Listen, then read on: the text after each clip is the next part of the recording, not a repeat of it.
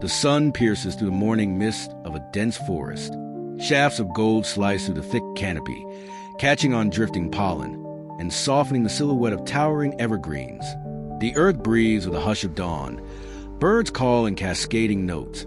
Branches sway gently overhead, and somewhere in the distance, a stream murmurs its endless song. It is a place untouched, both ancient and alive.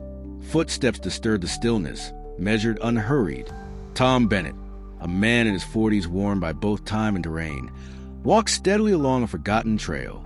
His flannel shirt is faded but sturdy, his boots cracked with stories. In one hand, he carries a weathered leather notebook, its spine creased, pages dog-eared and sacred. The forest welcomes him like an old friend. He walks with reverence, crunching pine needles and damp leaves beneath his steps. He slows as he nears a quiet clearing, a soft patch of earth framed by moss-covered stones and gnarled roots. He steps into it, drawn as if by instinct, and kneels down without a word. His fingers reach for the dirt, brushing aside time and decay until they find what he's come for. Faint claw marks, barely visible. Old, faded, still there. This is where you fell. He murmurs, voice no louder than the breeze. The words hang, suspended in the morning air, and then dissolve. His eyes drift shut, and memory floods in. The past overlays the present like a ghost. Tom, younger and panicked, kneeling in the same spot, clutching a frail bobcat kitten against his chest. The creature's ribs rise and fall with desperate effort. Tom whispers to it, voice cracking, begging it to live, to fight, to stay. His breath is warm against its ear. His jacket wraps around them both like a cocoon. And for a moment, the wild holds its breath. Now, back in the present, Tom opens his eyes again. He stays kneeling, still as the stones around him. A presence joins him, light footsteps on soft earth. "You're still chasing ghosts, huh?" says Ranger Lisa from behind. Her tone is part tease, part tenderness. Tom turns his head slightly, a half smile tugging at the corner of his mouth. "Not ghosts," he replies quietly. "Just hoping the wild still remembers." Lisa studies him for a moment. She doesn't respond. She doesn't need to. Then a rustle from the edge of the trees. Subtle, deliberate. Both of them go still. Instinctive silence. From the shadows, something moves. A bobcat steps into the clearing. Full-grown. Powerful. His fur is a perfect collage of bronze and charcoal, designed to disappear. But he doesn't. He stands revealed, muscles coiled, head high, eyes sharp with wildness. He is breathtaking. He is unafraid. He is Bobby. Lisa tenses.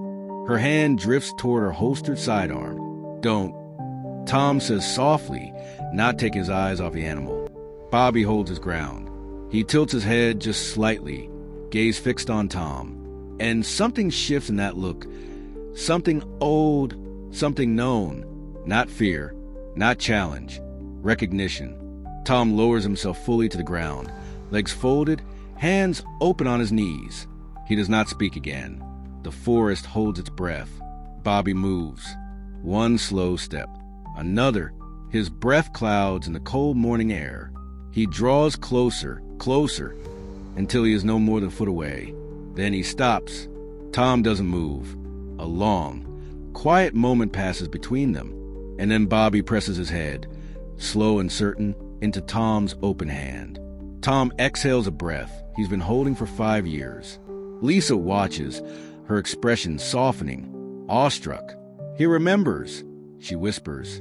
Tom, voice barely above silence, says, "We remember each other." Bobby stays, just a second longer, then steps back. His eyes linger on Tom. He turns, melts into the shadows, and disappears into the trees. No sound, no trail, gone. Tom remains where he is, staring after him, hands still outstretched, eyes glassy. His chest rises and falls with emotion held tight for years. Lisa speaks gently. "That was..." Tom smiles through his tears. "That was enough." The forest exhales with him.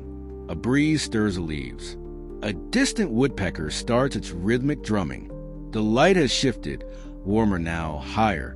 Tom slowly stands.